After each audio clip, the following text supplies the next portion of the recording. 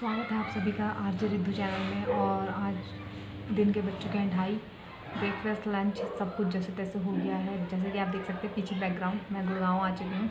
आज का ब्लॉग मैं दिन में शूट कर रही हूँ क्योंकि सुबह तो हम खैर उठ तो गए थे 5:30 बजे, बट फिर बहुत हेक्टिक था, बताने में भी नहीं आ रहा इतना हेक्टिक था। और अभी कल महाशिवरात्रि है तो बहुत सारे काम हैं करने के लिए। मैं ऑलमोस्ट 7-8 दिन तो यहाँ थी नहीं, तो यहाँ की हालत तो काफ़ी ख़राब है।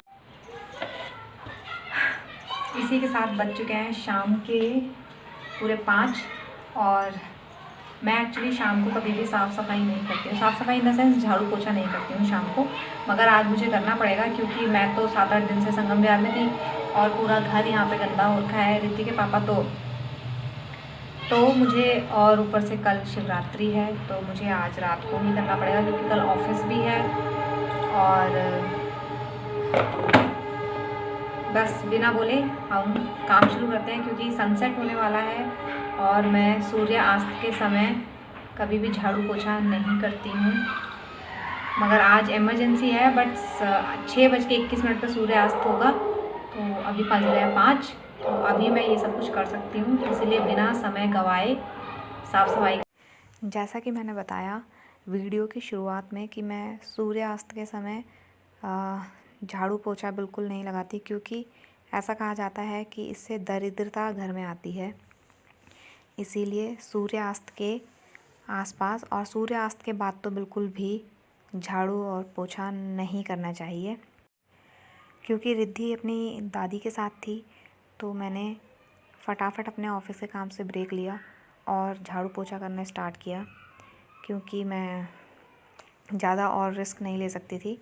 रिद्धि के भी आने का टाइम हो रहा था, फिर उसको मैंने खाना खिलाना था और सुलाना था, उसमें भी काफ़ी टाइम जाता। तो इसीलिए मैं जल्दी पहले मैंने झाड़ू पोछे को ही प्रायोरिटी दी और मैंने सोचा कि पहले झाड़ू पोछा करूँगी, उसके बाद रिद्धि ने आ ही जाना है। फिर रिद्धि को मैं डिनर करा दूँगी और उसके बाद उसको सुला दूँगी। उसके बाद देखा जाएगा कि मैं ऑफ़िस का लॉगिन कितनी देर और करती हूँ। बट इस वक्त तो मेरे दिमाग में सिर्फ ये था कि मुझे जल्दी से जल्दी, जितना जल्दी हो सके उतना काम निपटाना है मेरी रिद्धि के आने से पहले। और ये मैं किचन से झाड़ू लगा कर ले आई थी और हॉल में झाड़ू लगा रही थी। वैसे कहा जाता है कि झाड़ू जब भी लगाएं तो ज़मीन पर बैठकर ही लगाना चाहिए। अभी जैसे मैं खड़े आई झाड़ू लगाते हुए, ऐसे नहीं आना चाहिए क्योंकि इससे हमारी कमर में और रीढ़ की हड्डी में फ़र्क पड़ता है। तो ये जो बैठ के झाड़ू लगाने का स्टाइल होता है यही सबसे बेस्ट होता है, इसे ही प्रेफर किया जाता है। हैमू इसी तरीके से झाड़ू लगाती है, हालांकि मैं खड़े लगाती थी, पर जब से मुझे ये बात पता चली है तब से मैं ऐसे बैठ के झाड़ू लगाने की कोशिश करती हूँ। हालांकि मेरे लिए अभी भी टफ़ है, बट फिर भी मैं इसको प्रेफर करती हूँ। अब टेबल के ऊपर वो सारे कपड़े हैं जो मेरे यहाँ पे ना होने पर रिद्धि के पापा ने अपने धोए होंगे।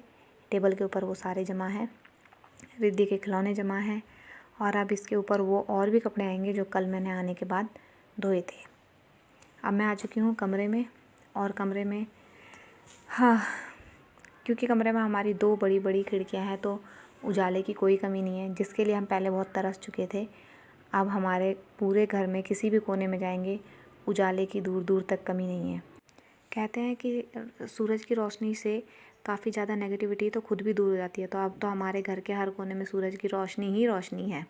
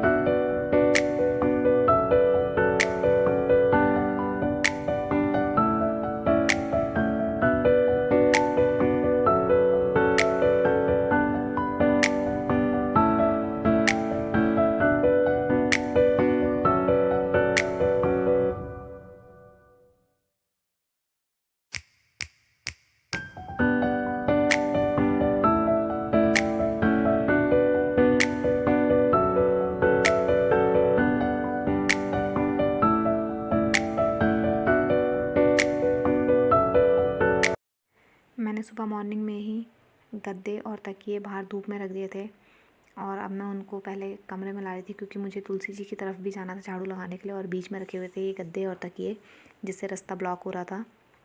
तो सबसे पहले मैंने उनको अंदर रखा।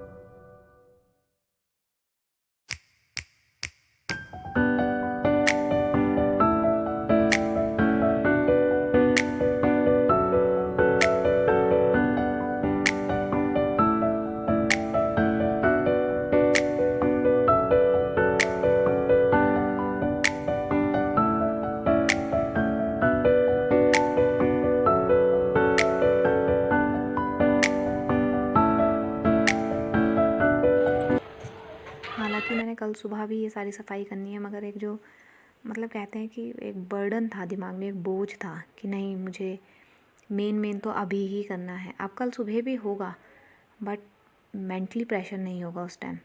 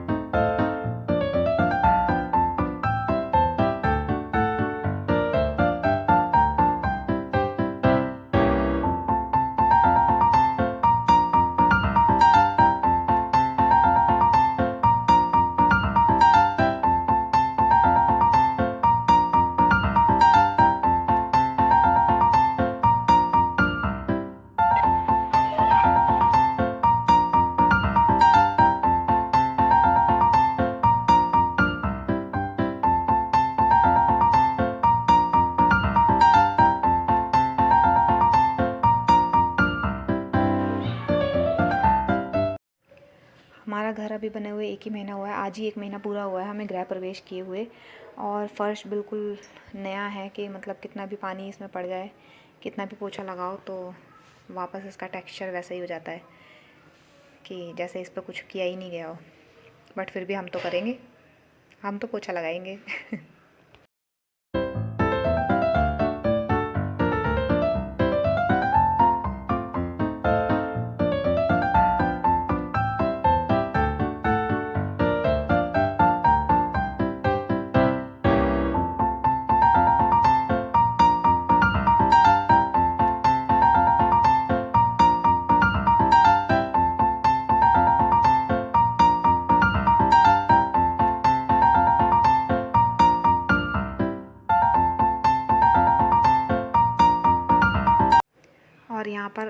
उछलते उछलते आ रहे हैं हमारे लड्डू गोपाल।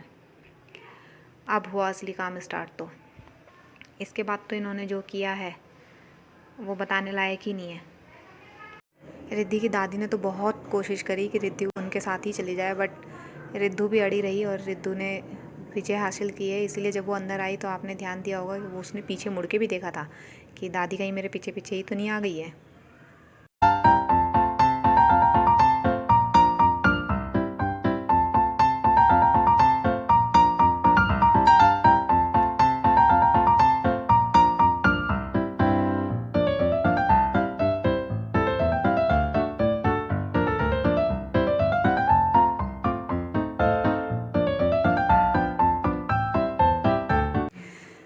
अभी यहाँ वीडियो में देख के तो ऐसा लग रहा है कि अरे वाह, बच्चा तो सिर्फ घूम ही तो रहे थे उधर, बट मगर इतनी ही देर में इसने किचन में जाके सारे दाल और जो भी डब्बे थे वो सब इसने गिरा दिए थे। बाहर आके इसने पोछे की बाल्टी के अंदर हाथ डाल दिया था, जिसकी वजह से जो मेरा काम बढ़ा है। मैडम ने अपने कपड़े गीले कर लिए थे, फिर मुझे इनको नहलाना पड़ा। हाँ, तो जो काम मैं 15 से 20 मिनट पहले ख़त्म कर सकती थी वो ही काम क्या ही बोलूँ आगे। तो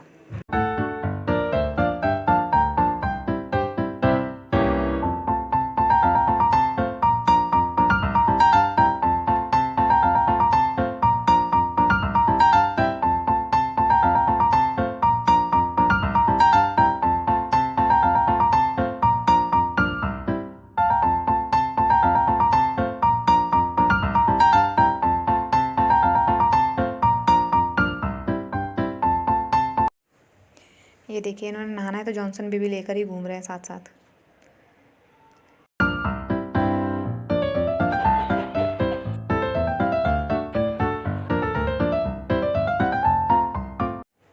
नॉर्मल कैप तो रिद्धू बिल्कुल भी नहीं रखती, इसका नमूना आप अभी देखेंगे। इसीलिए हम इसको मंकी कैप पहना के रखते हैं। हालांकि उसको भी उतारना जानती है, बट स्टिल उसकी थोड़ा सा लिहाज कर लेती है। पर ये कैप्स तो इसके लिए कुछ भी नहीं है,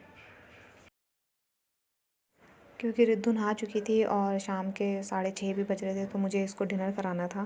तो आटा मैंने ऑलरेडी गूंद रखा था, तो मैंने रिद्धू के लिए रोटी बनाई थी। उसमें आटे में ऑलरेडी मैंने नमक डाला हुआ था, तो नमक वाली रोटी और उसमें अच्छे से घी डाला तो अच्छा रोटी बना रही हूँ। अदरवाइज़ तो उसको कुछ भी चाहिए, बिल्कुल भी नहीं मान रही थी। इवन मैंने उसके लिए काफ़ी सारे गाने चेंज किए उसी टाइम, बट वो नहीं मानी, तो मुझे उसे गोदी में लेना ही पड़ा 2 मिनट के लिए।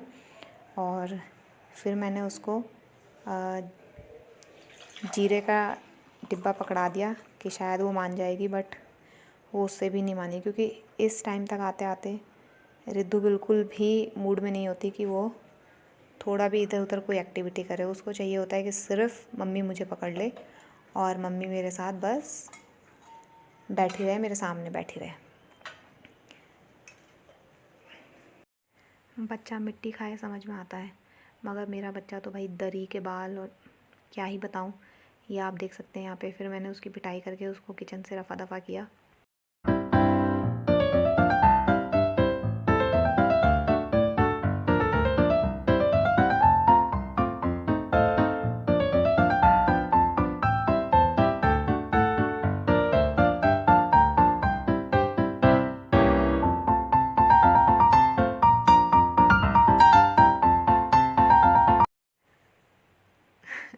ऐसा भी कहीं होता है कि खाते खाते ही स्ट्रेचिंग चल रही है। इसकी स्ट्रेचिंग तो कभी भी हो जाती है। ये देखो रिद्धू की स्ट्रेचिंग। मेरी बेटी अभी तक अपने हाथ से, मतलब कि अभी वैसे सर्दियाँ भी चल रही है तो मैं उसके हाथ में भी नहीं देती हूँ पानी का बर्तन। फिर कपड़े भिगा देगी, फिर 10-10 जोड़ी कपड़े कब चेंज करो। गर्मियों में अगर बच्चा कपड़े गीले कर भी देता है तो इतनी चिंता नहीं होती। सर्दियों में तो फिर उसको ठंड लग जाएगी, और मेरी बच्ची तो वैसे भी कोल्ड सेंसिटिव है, तो मुझे तो ज़्यादा ही ध्यान रखना पड़ता है। ये काम मुझे पोछा लगाने के बाद ही करना था, मगर रिद्धू की एंट्री होने के बाद सारा सिस्टम ही बिगड़ गया, और मुझे ये कपड़े फिर उसको रोटी देने के बाद लेने के लिए जाने पड़े।